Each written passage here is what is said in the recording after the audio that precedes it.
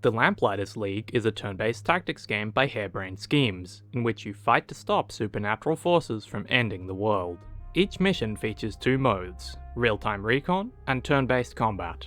At the beginning of each mission, the enemy forces won't know you're there, and you can use takedown abilities to thin out the enemy forces, explore to find resources, and move towards your objectives. You have a limited number of takedowns, and some enemies are completely immune to them, so you'll inevitably end up in combat.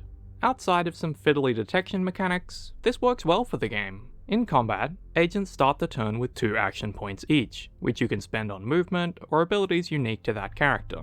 Everyone has a basic gun or melee attack, but they also have unique passive and active abilities that grant them interesting playstyles. After a mission, you choose upgrades and heal your group of mercenaries, then pick a new mission from the world map. 3 members of the Banished Court are striving to open a tower that will give them control over reality, and each week, the gauges at the top of the screen increase. If any of the 3 fills all the way up, it's game over. If you fight a battle against one of the groups, you'll stop their gauge from increasing, so you'll often be juggling missions that have the resources you need, missions that stop a large increase of a certain group's gauge, and critical missions that get you closer to your overall goal. The choices here feel meaningful, but not overly complex.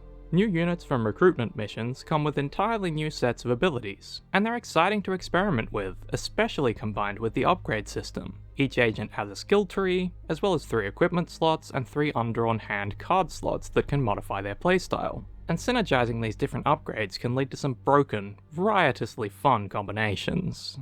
After each mission, you'll be presented with a semi-random selection of cards to equip on the agents who completed it. These effects can be quite strong, like an ability that grants an extra AP, or recovers health while attacking, and the cards can also be upgraded.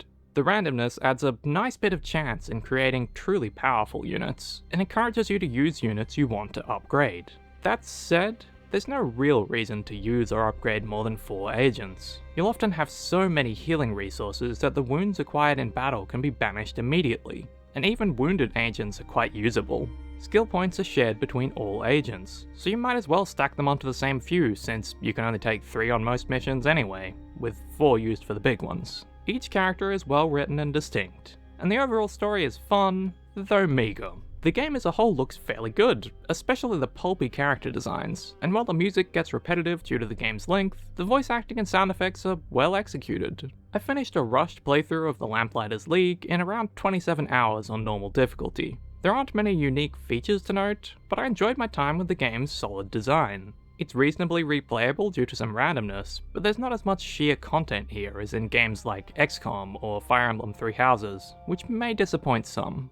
If you're not a fan of turn-based tactic games, the Lamplighters League isn't going to sell you on the genre, but for those who are, this is a far above average, if unremarkable, take on the formula with clever character abilities, and it's worth a few dozen hours of your time. The Lamplighters League is out now on Xbox One, Xbox Series S and X, and PC for $49.99 or included with Xbox Game Pass.